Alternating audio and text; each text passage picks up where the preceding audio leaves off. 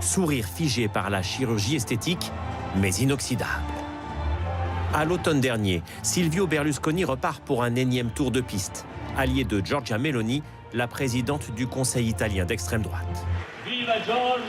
Jusqu'au bout, le Cavaliere reste sur scène, près du pouvoir.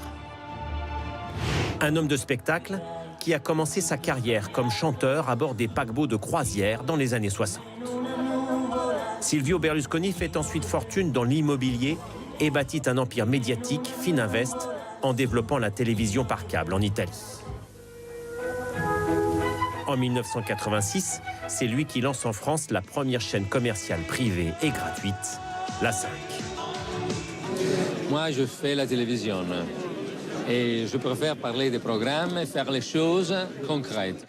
La chaîne est mise en liquidation 6 ans plus tard, mais Berlusconi, lui, s'est lancé dans le football en achetant le Milan AC, un tremplin pour sa carrière politique. Avec son parti de droite, Forza Italia, il conquiert le pouvoir en 1994. Il sera Premier ministre à 3 reprises durant 9 ans. Adulé ou détesté, il détonne avec son style, ses frasques, ses scandales. En 2010, c'est l'affaire des soirées Bunga Bunga, des fêtes orgiaques pendant lesquelles il aurait eu des relations sexuelles avec des prostituées mineures. Le Cavaliere assume et provoque. Bravo, j'ai envie de vous inviter au Bunga Bunga.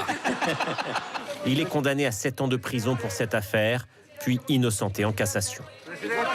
Surnommé par ses adversaires le Caïman, sa chute intervient en 2011 lors de la tourmente des dettes européennes. Les marchés financiers font pression pour son départ. Il sera ensuite condamné pour fraude fiscale et déchu de son mandat de sénateur.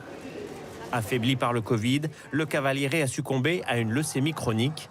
Lors de ses dernières interviews, il disait n'avoir ni regrets, ni remords.